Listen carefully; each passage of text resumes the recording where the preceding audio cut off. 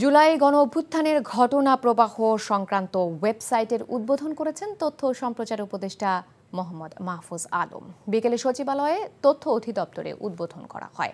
অনুষ্ঠানে তথ্য ও সম্প্রচার উপদেষ্টা বলেন, সংবাদপত্রে প্রকাশিত জুলাই গণঅভ্যুত্থানের ঘটনা প্রবাহ সময়ানুক্রমিকভাবে এই ওয়েবসাইটে উপস্থাপিত হয়েছে। তিনি জানান, ওয়েবসাইটটি থেকে গণঅভ্যুত্থানে গণমাধ্যমের ভূমিকা সম্পর্কে স্পষ্ট ধারণা পাওয়া যাবে।